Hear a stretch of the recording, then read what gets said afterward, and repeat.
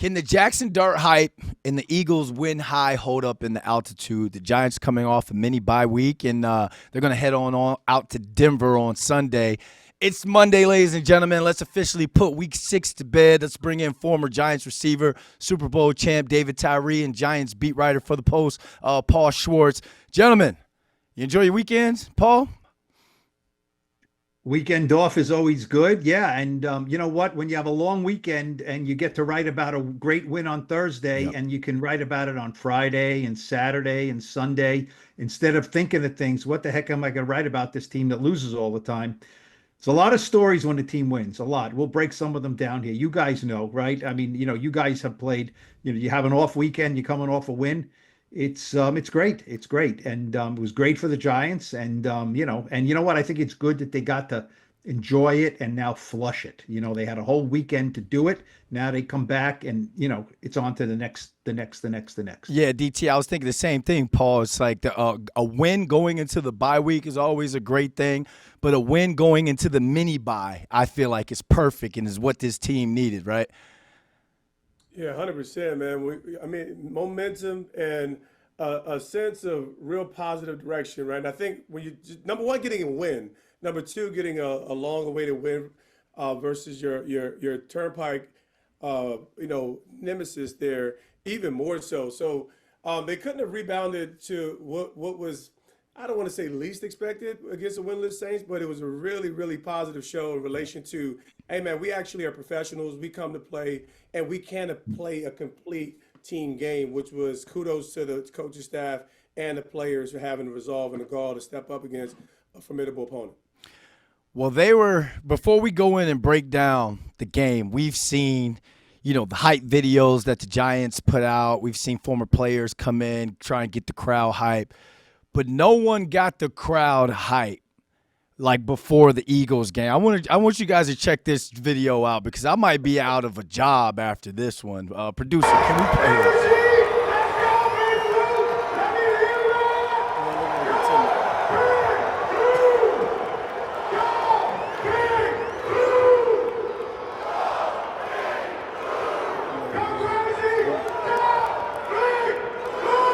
And he did the helmet catch at the end. DT, I was looking at you like it was coming to America. I was looking like that boy good. You was hyped for that one, man. Hey, listen, they tell you if you go and show up, don't give me a ticket to the prom, okay? Because I'm trying to get prom king. At the end of the day, whatever the job is, you got to do it to the fullest of your abilities. And obviously, like the fans, I think any former player who has the ability to play this game at some measure, when you're in your playing career, you appreciate the fans, but you don't understand how valuable they are to your longevity. Yep. So the Giants fans have always kept me through and through, the respect through the years. So it was great to come back and give them some of that helmet catch energy so we can get the dub. Come on, man. Absolutely loved it, man. I saw you. It was great seeing you, and we were walking through the tunnel right after that. You had me hyped, man. So I appreciate it. I appreciate that. Statement win, though, Paul. Big win over the Eagles. Let's recap this game a little bit. My first time seeing you since the W. I guess what did the Giants put on tape that you liked, and maybe you see that there could be something there with this team? Well, what do we know about the Eagles and how do they win a Super Bowl? Offensive line, defensive line, right? They kick people's butts up front. That's what they do. They didn't do that this game. They did not do that this game. The Giants' offensive line kept Jaxson Dart clean enough. They kept some running lanes open. They did a really good job. I mean, Andrew Thomas, he's just, we know he's a really good player, but he came back. We talked to him a little bit on Monday. He came back off his injury and missing the first two games, and the guy just doesn't allow anything. It's like there's like no news is good news over there. Nothing ever happens on his side, which is great for an offensive lineman. They played well, and then the defensive line. This wasn't about a million sacks, but this was about containing Jalen Hurts. And I don't know what you guys thought, but I'm watching. David Tyree was great, right? His pump videos, his pump stuff before the game was great. And then what happens?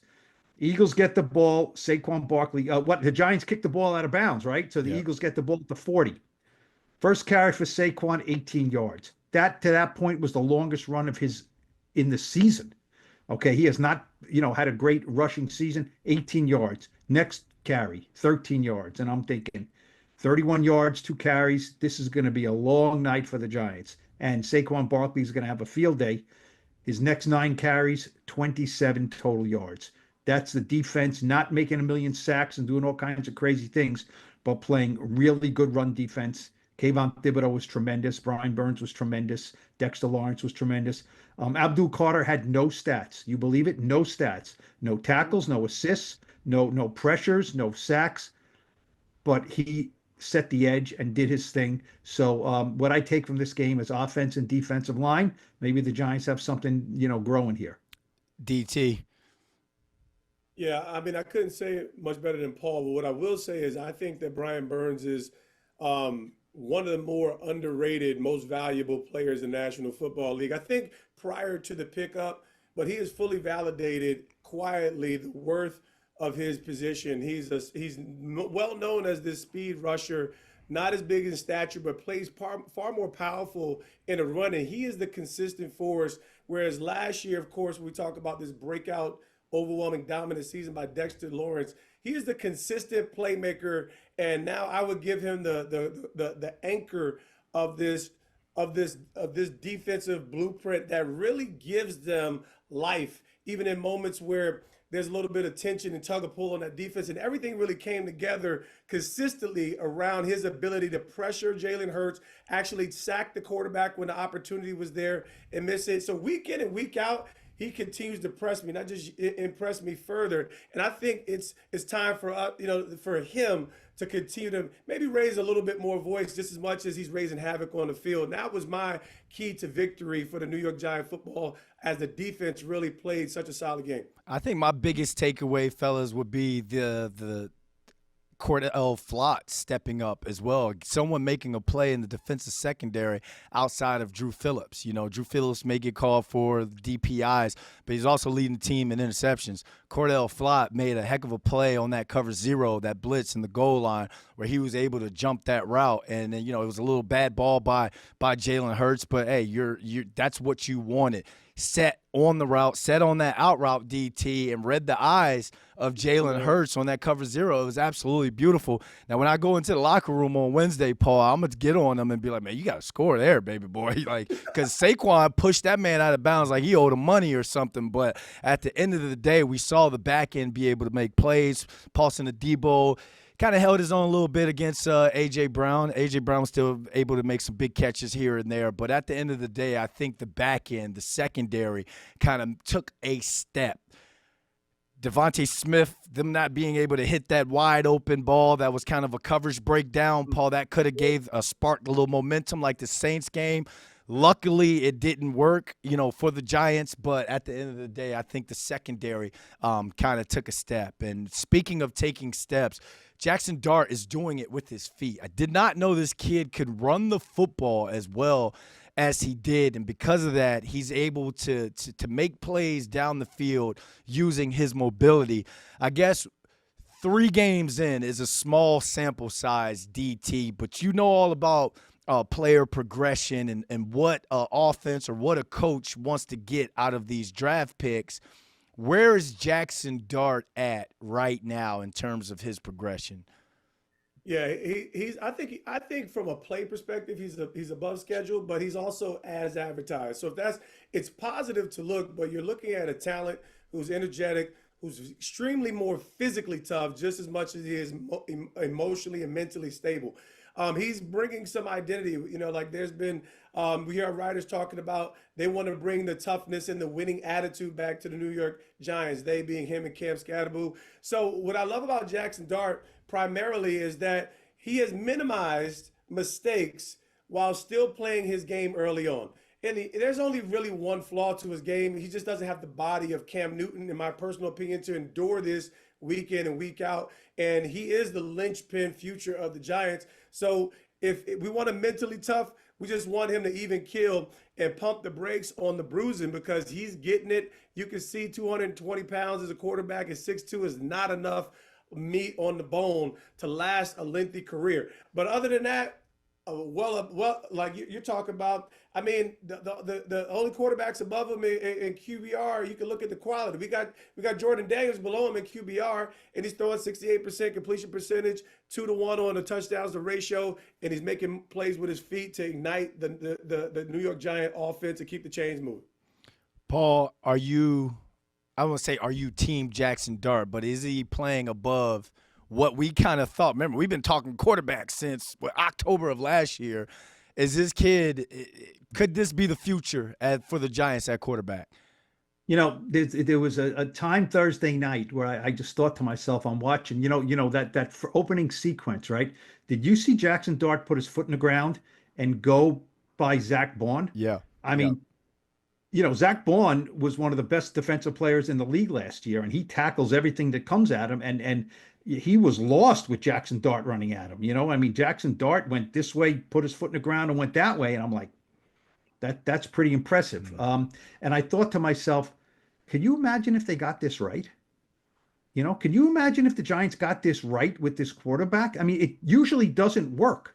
We don't know if if the Titans got that right. We don't know if anybody gets it right. We assume Jaden Daniels and the Commanders got it right. Are we sure that the Bears and Caleb Williams got it right? They might have, but usually teams don't get it right. That's why they have to take a lot of bites at the apple to get a quarterback.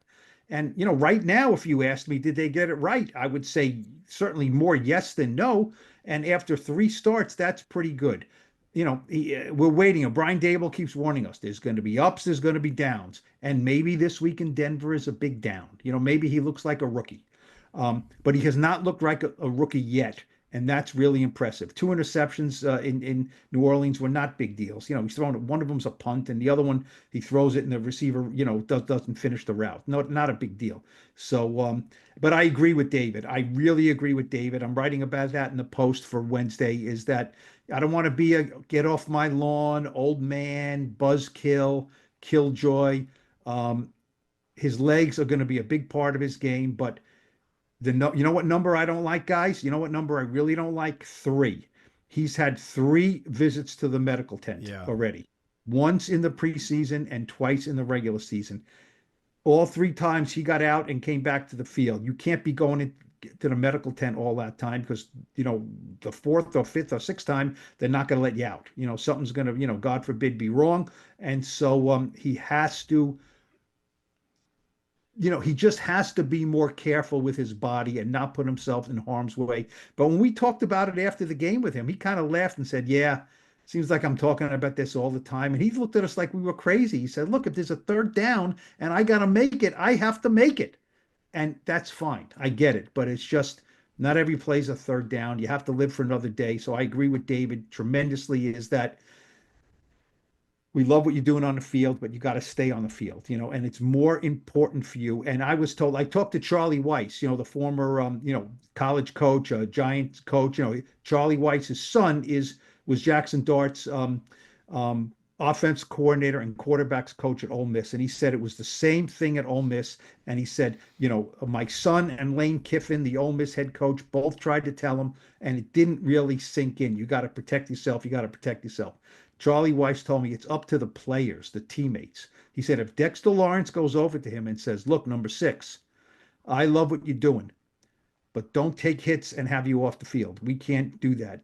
So I think some of the players, David mentioned Brian Burns, some of these guys, maybe Andrew Thomas, look, bro, we love you, but stay on the field, okay? Stay on the field and we'll get it the next down. And DT, the players had a players-only meeting, about a week or some change ago, and they were talking. It wasn't one of those player meetings. It was more about, accountability and kind of cutting the penalties and not killing themselves. Do you think that should be a topic of discussion for the next one or the next time guys are out to dinner or hanging out playing Madden together? Because, Paul, all of us were in the stadium. No disrespect. When Russell Wilson came in, there was like an energy just left MetLife Stadium. People were booing. I don't know if it got tipped or it was just thrown into the ground. But Jaxson Dart going to the medical tent could be a reason why the Giants get fined by the NFL. Because Brian Dable went looking back there, like someone owed him money and was telling the team doctors to get him out there. Should that be on the menu of discussion the next time from a Dexter Lawrence or from a Brian Burns, whether it be behind the scenes or just be a players only meeting? Yeah, I think behind the scenes is probably a little more fitting in light of everyone's aware of this, right? So what you love, what you celebrate is the toughness. What you would mourn is the lack of availability, right? And I think let's be honest, the Giants were in desperation mode, and Brian Dable manifested the desperation to the extent where the organization could potentially be fined in light of his inquiries. And I think, do I understand it? Yeah. Is it wise or tolerable? Probably not. But let's bring this thing over. I mean, the dude. I'm gonna date myself here, but R.I.P. Carl Weathers. Action Jackson is the movie that we're watching right now. Yeah. It's a feature movie in 2020 instead of 1987.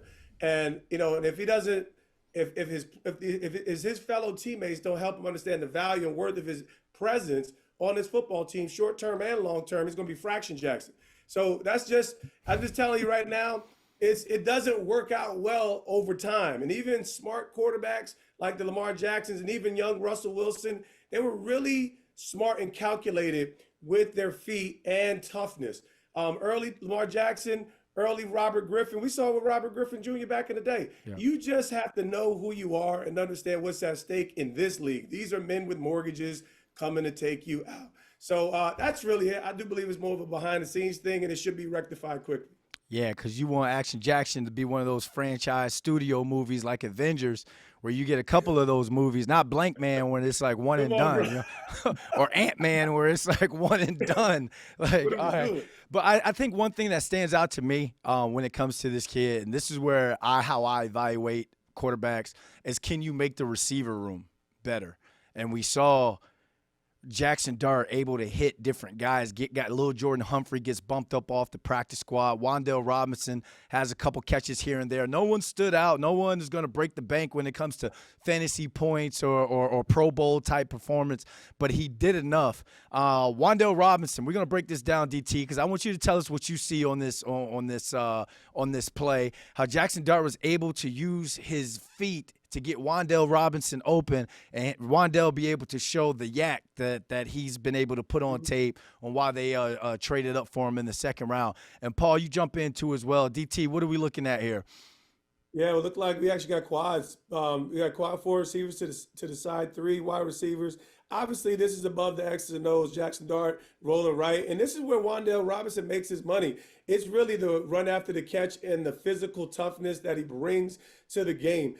Sure, prolific route runner, great out the slot, but he is compact, known for having the toughness and the balance of a running back. And, he's just really tough to pull down. He's like a little bullfrog. So, I mean, you just love that when you start seeing these young guys bring their talents to the table. It does bring energy, does bring enthusiasm. And Wan'Dale has been bringing the heat, being a reliable target for Jackson. Paul, we talked about how last year Wan'Dale averaged about 7 or 9 yards per catch. We talked about it at length from time to time. Jaxson Dart has come in and kind of unlocked Wan'Dale's true potential. Well, look, don't forget, in week 2, we thought Russell Wilson unlocked Wan'Dale's true potential by throwing the ball. You know what I mean? That's what Wan'Dale's been waiting for, right? Throw the ball down the field to me and have him catch it over his shoulder, which we had not really seen from Wan'Dale. Look, this was a great play by Jaxson Dart. I mean, that was a great play. He's kind of twisting, turning in a pocket, and I thought he's going to take off and run with the ball. If you look, look, watch this pocket. The pocket now is broken. So now he's got to run. He's got this way. He's going left. Now I think he's going to run. Now that throw to Wan'Dale Robinson is a throw for a first down. And that's all it is. It's a really good play.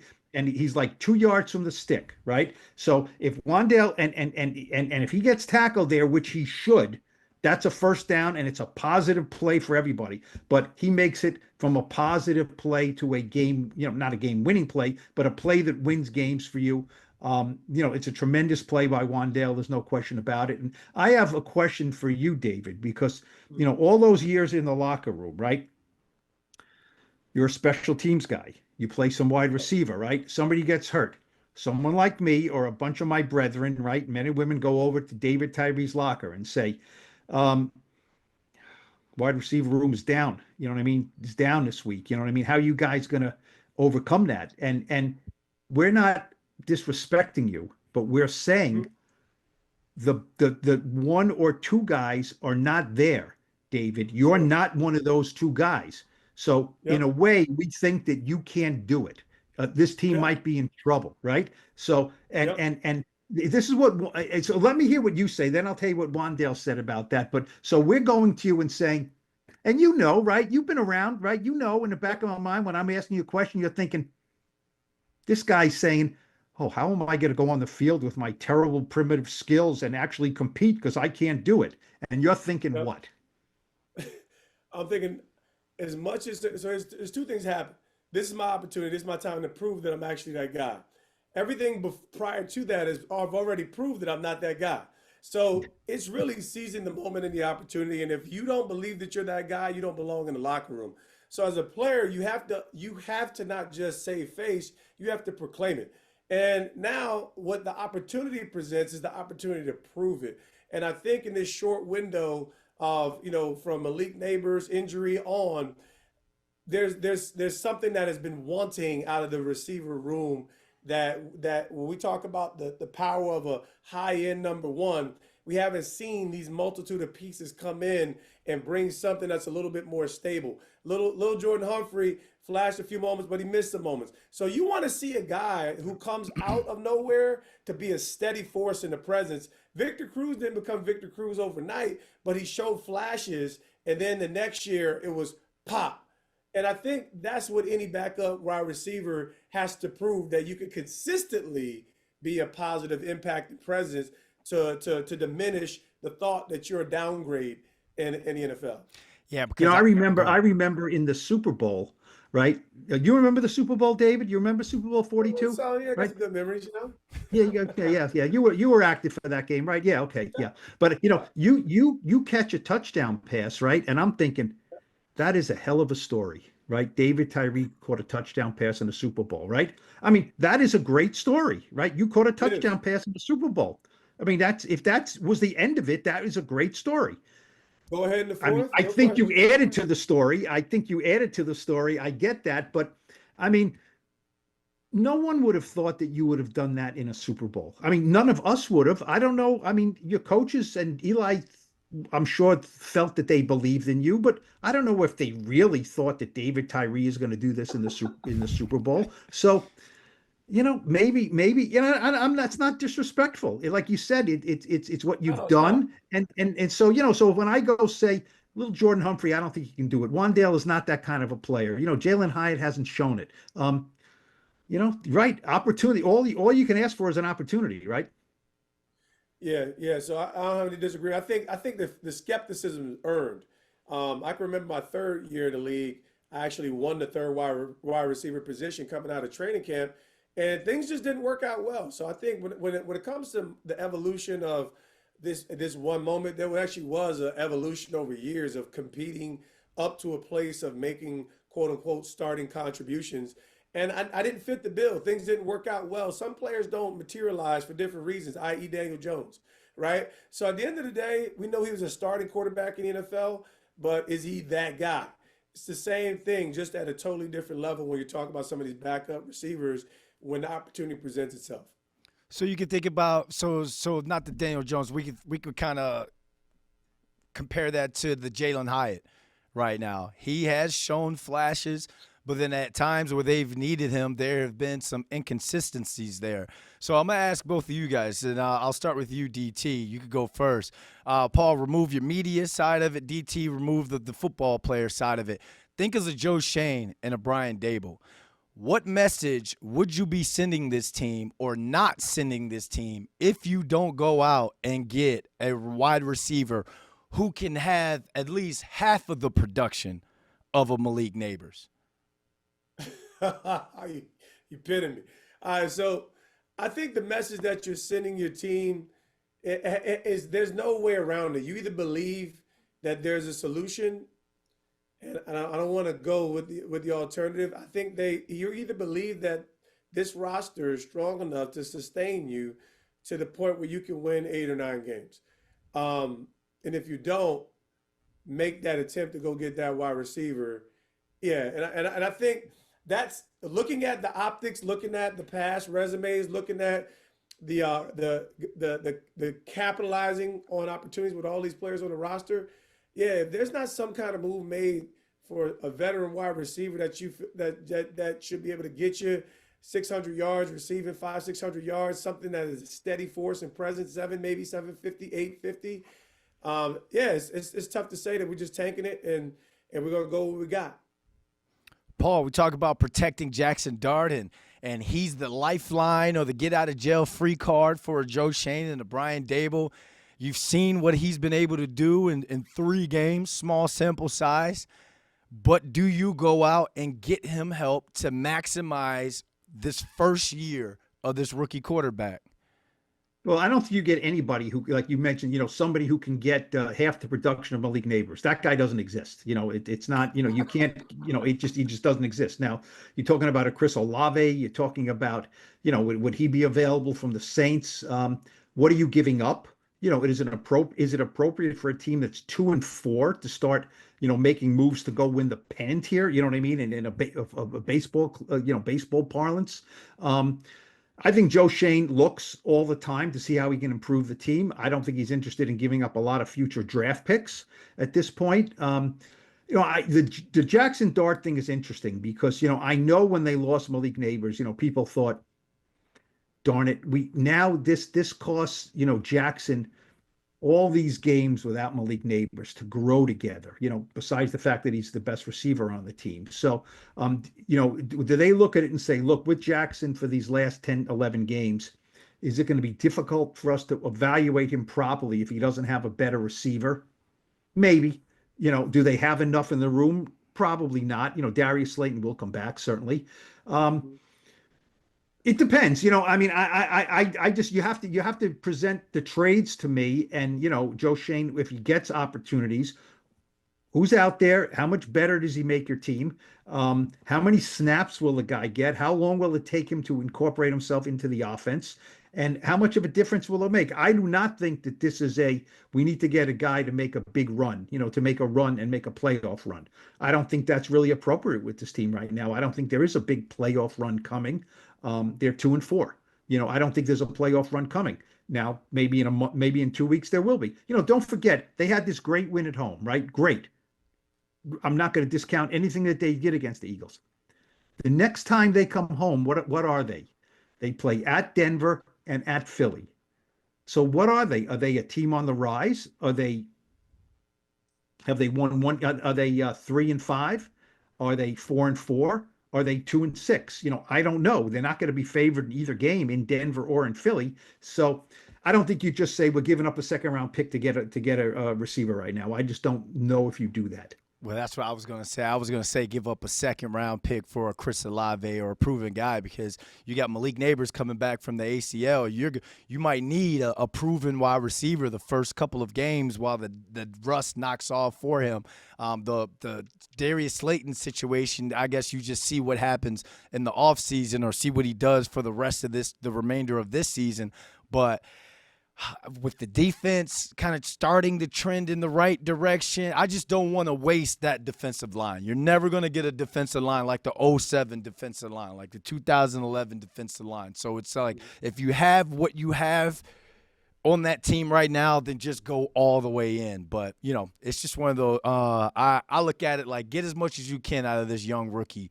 Because what did Tom Coughlin used to say, DT, that at the end of the year, the team is going to be a completely different team the following year with a completely different journey. Another guy, another big name is going to go down in a different position the following year. So it's just going to be interesting to see what they come back home with. I'm glad you raised that, Paul, because you said something about that because they do have 2 huge games on the road against 2 good teams. DT, both of you guys really quick because we're almost at like 30 minutes now. Really quick, finish this off. Go Paul, go DT. Yeah, man. I mean, just was obviously the first collective team performance. No, minimal penalties in relation to where the Giants have been.